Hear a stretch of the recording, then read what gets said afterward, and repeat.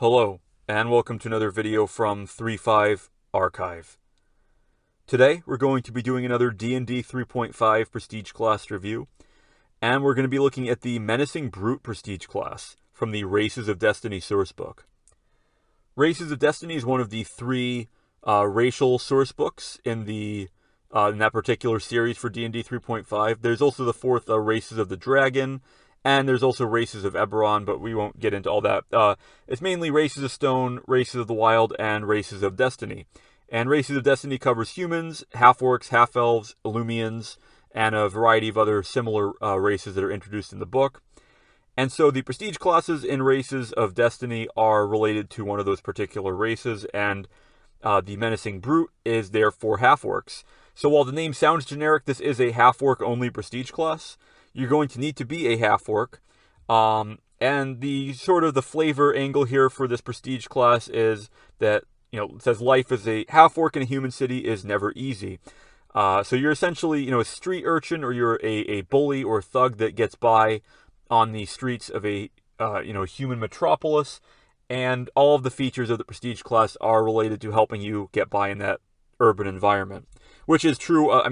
This book almost could have been merged with Cityscape in some ways for the amount of focus that it has on urban characters. There's an urban deity, Urbanus, and it's just, in general, very focused on that, due to it being, the Races of Destiny. A lot of you have the half-orc and half-elf presented as these sort of cosmopolitan races, and then humans, of course, being presented as these ambitious city builders, so it does make a lot of sense. But it is easy to confuse parts of this book with parts of Cityscape. So, more to the point, to become a Menacing Brute, you need to be a half-orc, you need to be of non-good alignment, and you need to have a base attack bonus of +5. Then you need 5 ranks in Intimidate, 2 ranks in Knowledge Local, and 2 ranks in Search. And then you need Iron Will as a feat to top it off. So this is a pretty steep list of requirements in a lot of ways, given that half-orcs do get a penalty to their intelligence, so they have fewer skill points to work with. And while the book suggests that you are taking levels of Fighter as well as a couple levels of Rogue, that will slow your entry into this prestige class. If you really want to get into it right after level 5, Barbarian would be better, and I'm not quite sure why they didn't mention that, perhaps because they didn't think it would fit in for an urban character. But Cityscape does have an urban barbarian NPC that's like a crime lord or gang lord or something like that, so I really don't see how that's the case at all. Perhaps they just forgot, or perhaps they were so focused on the example NPC that they made that they didn't bother to correct that or open their minds at all. But there's nothing really saying you can't be a non-good half-orc barbarian and get access. Even with an intelligence penalty, you'll be able to get those 5 ranks in Intimidate, and you'll be able to spare 8 more skill ranks by level 5 to get some cross-class ranks in Knowledge Local and Search. And then Iron Will is there. Yeah, it's not pleasant to throw away a feat on Iron Will, but it's honestly it's honestly the best option for the save feats for a fighter, and there's nothing wrong with having a better will save overall. There's plenty of sayings about will saves that we don't need to repeat, but it is very important to have a good will saving throw. It's possibly the most important one to have. So, while this is fairly restrictive, at least it doesn't require more than 1 feat, so it does have that going for it. But you are definitely going to have to build your character around this prestige class a bit, which is fine. So what do you get as a Menacing Brute? Well, you're going to get a D10 hit die and a full base attack bonus, which is good. You get a good Fortitude save. Unfortunately, no good will save, which sort of makes sense, but you did take Iron Will, so maybe was hoping the prestige class would focus on that a little bit. Iron Will seems to be more geared toward supporting the intimidation related aspects of this prestige class, as we'll see. So what features do you get? This is a 5-level prestige class, so it is pretty short. We would want to hope that the payoff here is pretty quick as a result. Let's take a look. At first level, you get Demoralizing Stare. You gain a competence bonus on Intimidate checks equal to your Menacing Brute level, and then when you successfully use Intimidate to demoralize an opponent, they remain shaken for an additional 1 round per class level. Which is nice, but usually that's it's going to outlast the combat anyway, just doing it by default. But getting an eventual +5 to your Intimidate is pretty solid, and while this isn't going to be good by itself, perhaps combined with something like Zentrum Fighter or some variant thereof. Scarlet Corsair, any prestige class or ability or anything that gives you another way to intimidate or quickly intimidate. There are feats that will let you do that. The one feat that should be highlighted for this prestige class is Menacing Demeanor. It's from this book. It's from Races of Destiny, and the only requirement is to be an orc or half-orc, and you get a +4 bonus on your intimidate check. So it's like a souped-up skill focus, and while usually those sorts of feats aren't the best unless you're really trying to max out a skill, I mean, in this case, you might really be trying to max out a skill, and if you are able to stack a couple different intimidate effects, then you could really do some decent crowd control. And while personally I don't believe that such builds are really that excellent in a lot of ways, I mean, you can't deny that they are great at keeping opponents out of your way and keeping them from effectively fighting you. So this prestige class by itself is not going to be a great, build for Intimidate, but combine it with a couple of other things and you do have some potential here. There certainly is potential to make sure that you reliably land those Intimidate checks. At level 2, you get Resourceful Search. Once a day, you can do a search check to find a single non-magical, non-masterwork item of your choice from within the city. And there's a small table here that shows the gold piece value related to the search DC you need, the amount of time, which ranges from a D4 times 10 minutes to up to 2D4 hours. And then it shows the required minimum size of the town or city that you're in. And one of them, I mean, if you want to find something worth 200 gold, you need to be in a metropolis. Which, maybe if you're taking this prestige class, you are, and this is a city-focused campaign. But the biggest issue with this feature here is that while it's a cool idea, and while it would be great at lower levels, obviously, by the time that you're at 7th level, odds are that whatever you need, you can just buy in the metropolis that you're in. I mean, it makes sense that this prestige class is meant for a street urchin type of character, but if you're playing an adventure, you're going on adventures and getting wealth that the average commoner or beggar could only dream of, and as a result, a feature like this really falls flat. And being the only thing you get at 2nd level, with everything that you needed to invest to get into this prestige class, already right off the bat feels, pretty depressing.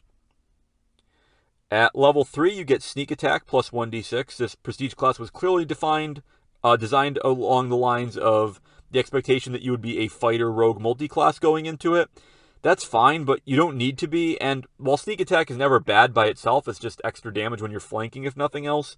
It is a little bit weird, and it does take away from what could have potentially been a focused sort of identity for this prestige class, as we'll see. At level 4, you're going to get Ruthless Cut. This gives you a +4 bonus on a roll to confirm a threat on a critical hit. If you did take levels in Fighter, now might be the time to also grab Power Critical just to stack with that.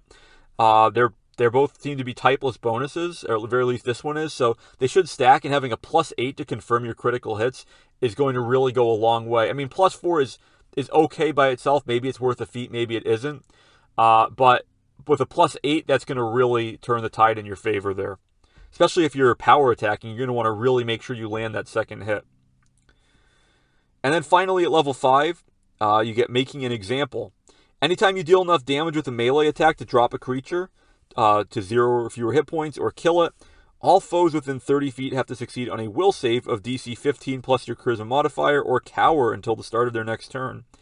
If the blow that dropped the creature is a critical hit, you add +4 to the save DC, which is already going to be mediocre because you are a half-orc and have a charisma penalty, and you are a warrior-type character most likely. While the example character given for this prestige class does have a charisma of 14, it's not clear. I mean, it seems like there might have been some magic items involved in that, but whether or not there are, the fact remains that you're not going to be as high of charisma as you otherwise could be. Yeah, I mean, 14 charisma, not really sure where that came from. It was made by the designer of the class, so maybe they just set the ability scores to whatever they wanted.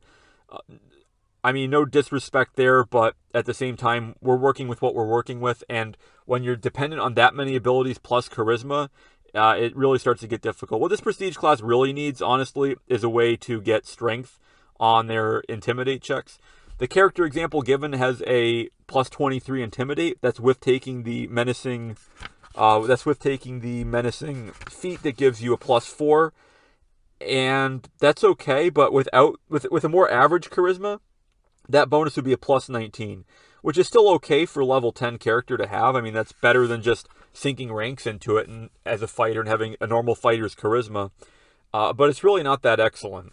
And something like that would really make more sense for the Menacing Brute. And people can go on and on about whether or not Intimidate should be based on strength or charisma. And there's a lot of, there's a lot of arguments that it should be both, or it should be, just charisma. Some people think just strength. Whatever you think about that, the fact remains it would make sense for this prestige class to be a little bit less multi-ability dependent when it's already spreading you as thin as it is. So what should we think of the Menacing Brute? Well, to answer that, let's first take a look at the example character given here. We have Wogar, who is a generic Menacing Brute according to the description. He's got 1 level in Rogue, 5 levels in Fighter, and 4 levels in Menacing Brute. And so he's got that great bonus to confirm critical hits, but he's using a heavy flail, and it's not keen or impact or anything. He doesn't even have improved critical with it. And so that's a little bit mystifying, because honestly, if you're going to really play into this prestige class the way the last 2 levels are designed, you're going to want to use a falchion, and you're going to want to take either get a keen one or take improved critical. Arguably the former, considering how feat starved you're going to be, even if you are coming into this as a fighter. And then you're going to run into the issue of the fact that your final ability in this prestige class, your quote-unquote capstone, really doesn't depend on your Intimidate skill, just depends on your charisma. So that extra +4 to charisma that you could have gotten, plus the extra +5 from your levels, isn't going to help make your enemies cower. And so many enemies are immune to being frightened as is, that it just makes this prestige class feel even weaker. And while arguably it would be potentially overpowered for you to be able to do this, do keep in mind that even with a critical hit build, you're not scoring critical hits all the time, and there's only so many enemies you can kill. I mean, if there's only so many enemies in an encounter, even if you're fighting as many enemies as you have party members, that leaves 1 enemy for you to kill, maybe. And you might not even kill it with a critical hit for that extra bonus to the save DC. So an effect like this is really cool, but it's just hard to pull it off. And the other features of the prestige class, like the scavenger related one, really don't feed into any kind of coherent identity. Overall, the Menacing Brute gets 3 stars for concept and 2 stars for execution. It's certainly playable, and it won't be the end of the world. While a half-orc rogue fighter probably isn't the most common archetype, especially not with a good charisma on top of that, if you do happen to roll really well on your stats and you want to play this prestige class, it is there. You won't be terrible, and it will be good to combine with other Intimidate methods, which is why it maybe possibly in that circumstance deserves 4 stars. But if you're not going to combine it with another prestige class or other features to really max out and take advantage of the bonuses to Intimidate, then you're really going to be wasting your time in a lot of ways, at least from the point of view of your character's power. So overall, definitely probably would not recommend the Menacing Brute unless you're really attached to the idea, but that's a reason to play any prestige class. If you're going to combine it, again, with something else that helps you Intimidate better, then it might be good for a build like that. But it's not mentioned that often, and part of that might be because if you are playing this class, one of the best other options that you have is to just grab that feat. It's not, you don't need this class to take that feat, and that extra +4 could be really helpful by itself. So that'll be about it for this D&D 3.5 Prestige class review. Please like, share, comment, subscribe, and so on. Thanks for watching, and I will see you next time here on 3.5 Archive.